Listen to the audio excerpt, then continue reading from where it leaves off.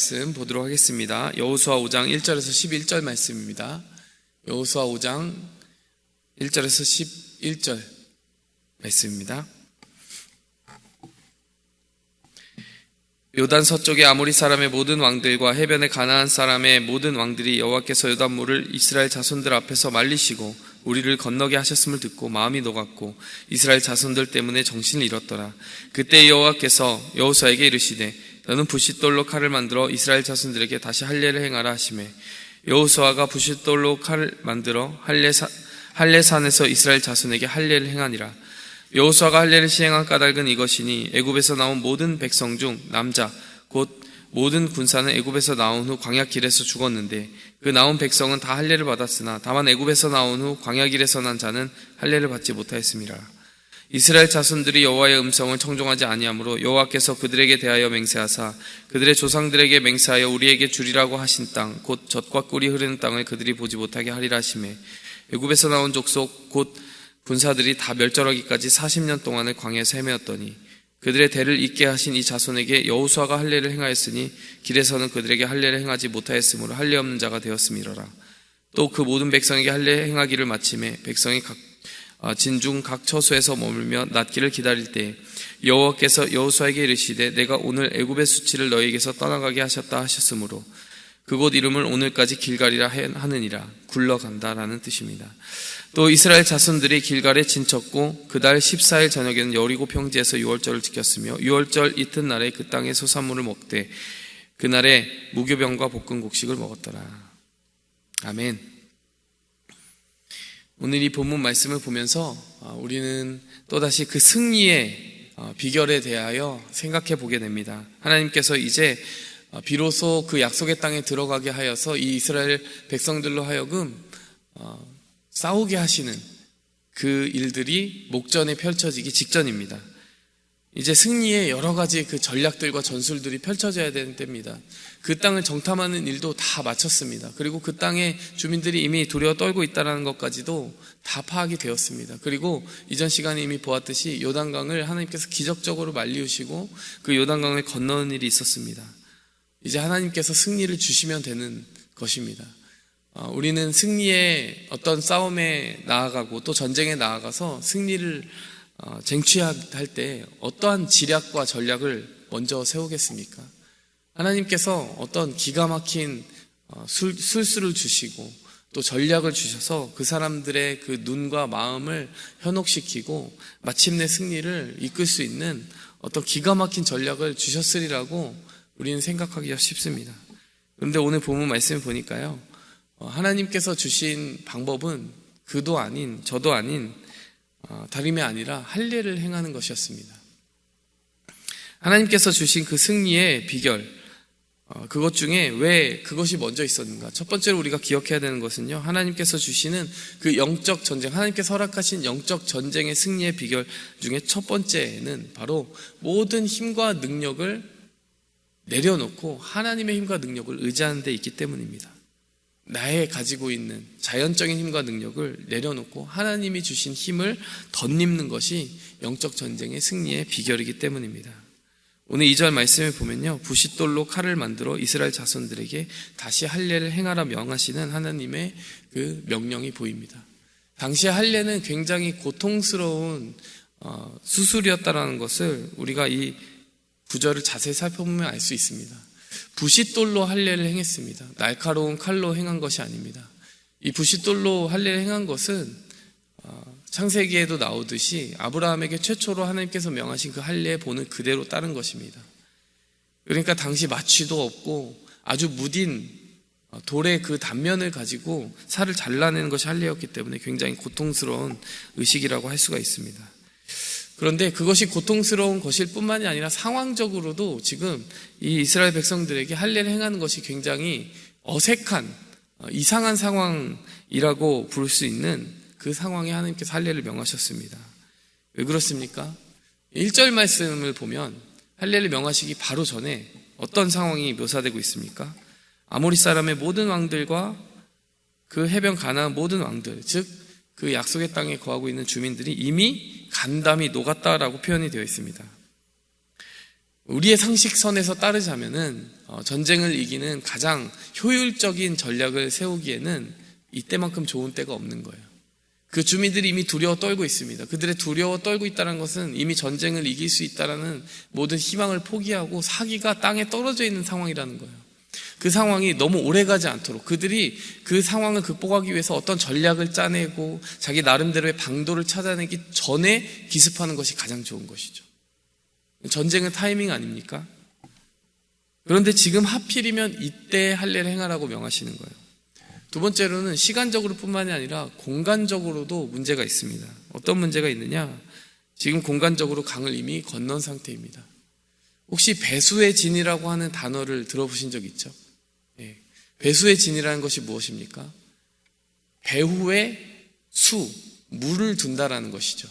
그러니까 전쟁을 하면서 배후에 강을 둔다든지 절대 피할 수 없는, 건너갈 수 없는 어떤 강을 내 등 뒤에 등지고 싸우는 것을 배수의 진을 펼친다라고 이야기를 합니다. 근데 배수의 진을 펼치는 상황은 어떤 상황일까요? 절대 다수의 적을 향하여서 필생의 각오, 필생즉사의 각오를 가지고 싸워야만 이길 수 있는 그런 때에 정말 돌아갈 수 없는 퇴로를 다 차단한 상태에서 스스로 모든 퇴로를 포기하고 이제 정말 죽기를 각오하고 싸우자라고 결심할 때 배수의 진을 칩니다. 강을 등 뒤에 등진다라는 것, 내가 피할 수 있는 퇴로를 다 차단한다는 것은 그만큼 위험한 것이죠. 근데 지금 어떻게 보면 이스라엘 백성들이 전쟁의 진을 친 상황이 본의 아니게도 배수의 진이에요. 요단강이 등 뒤에 있게 되었습니다. 그렇기 때문에 전세가 불리할 때 절대로 도망갈 수가 없습니다. 이런 상황 속에서는 사실 배수의 진이 이제 처진 상황에서는 자신의 힘을 잔뜩 과시하고 상대방으로 하여금 위축되게 만들고 어쨌든 전쟁에서 이기겠다라는 그 강한 기운을 뿜어내는 것이 중요할 것입니다. 그것이 인간적인 논리에 합당한 것일 것이에요. 그런데 이 배수의 진을 친 이스라엘 백성들이 지금 할례를 행하고 있다는 것입니다. 할례를 행하고 있다는 것이 무엇입니까? 자신의 힘을 다 포기하는 거예요. 적어도 3, 4일. 요즘에 이제 수술을 받으면 적어도 3, 4일인데 이 당시에는 얼마나 더 오랜 기간 동안 회복의 그 시간이 필요했겠습니까? 그 시간 동안에 내 힘과 자연적인 그런 능력이 전부 다 적어도 70만 명의 그 병사들이 할례를 받았으니까 그 모든 힘을 포기한다라는 것입니다.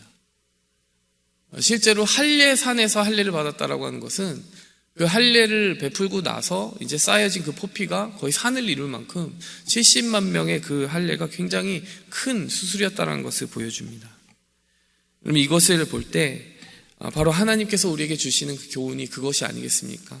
하나님께서 주시는 힘을 의지하여서 하나님께서 주시는 그 승리를 기대하면서 자신의 힘을 내려놓는 자에게 하나님은 아낌없이 그 승리를 베푼다라고 하는 것이 오늘 이 본문 말씀에 담겨져 있는 뜻이 아니겠습니까?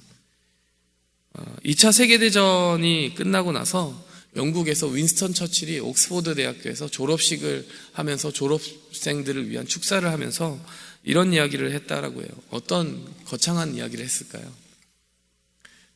Never give up 이라고 하는 말을 한마디를 했다고 합니다. 그리고 나서 오랫동안 퍼즐을 했어요. 그 다음에 어떤 말을 했을까요? 또 Never give up. 그리고 오랫동안 퍼즈가 있었습니다. 그리고 나서 또 Never give up. 지금 우리가 그 연설을 들으면 뭐 그렇게 특별할 것도 없이 세 마디만 하고 내려온 연설이에요. 그런 연설은 정말 저도 할 수 있겠죠. 그런데 그 당시에 그 시점에 영국 사람들에게는 그 영국 옥스퍼드 대학생들에게는 그 세 마디가 굉장히 강하게 다가왔던 것 같아요. 2차 세계대전을 정말 필생즉사의 각오로 이겨내고 이제 어떻게 나라를 다시 재건할 것인지에 대해서 새로운 싸움이 그들 앞에 기다리고 있는 그 시점에 얼마나 많은 사람들이 마음에 두려워 떨고 있었겠습니까? 그럴 때 뒤로 물러서지 않고 포기하지 않겠다라고 하는 그 never give up의 정신, 그것을 이야기한 것이죠. 여러분, 이 본문 말씀은 정반대로 다른 것을 이야기하고 있는 것입니다. 하나님은 우리에게 이야기하세요. Give up, give up, give up. 포기해라. 너의 힘을 포기해라. 너의 방법을 포기해라. 너의 전략과 상식을 포기해라. 그럴 때 내가 싸우겠다. 이렇게 이야기하시는 거죠. 여러분, 우리의 삶 속에도요, 이건 도저히 상식적이지 않은데 라고 하는 많은 선택들이 있을 것입니다. 세상 사람들의 눈에 보기에는 벌써 주일 성수 자체가 상식적이지 않아요. 주일에 비즈니스를 닫아야 됩니다. 주일에 일을 하지 않아야 되고 공부를 하지 않아야 되고 뭐 어떤 이 예배라고 하는 시간을 우리가 하나님 앞에 드리기 위해서 얼마나 많은 것들을 실제로 세상 사람들의 눈에 보기에는 포기하는 것입니까? 근데 우리는 믿음을 가지고 있어요. 내가 내 싸움을 싸우기 위해서 이 세상을 살아가는 것이 아니고 부름받은 것이 아니고 하나님의 싸움을 싸우기 위해 부름받은 것이기 때문에 내 힘을 내려놓고 하나님의 힘을 구하는 것, 하나님의 은혜를 구하는 것, 그것이 우리의 삶의 본질이라는 것을 우리가 알고 있는 것입니다.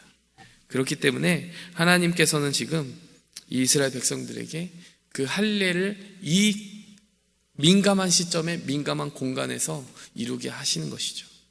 여러분, 우리에게 그러한 명령을 하실 때 우리가 아멘, 순종하며 나아갈 수 있기 바랍니다. 우리의 힘이 비워진 그 자리에 하나님이 아낌없이 부어주실 것을 확실히 믿기 바랍니다.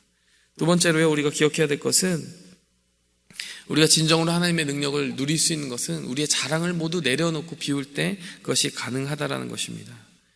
오늘 8절과 9절 말씀을 보면요, 그 할례 행하기를 마쳤을 때 하나님께서 그 땅에 지명을 지어주십니다. 하나님께서 사람들의 이름을 많이 지어주셨어요.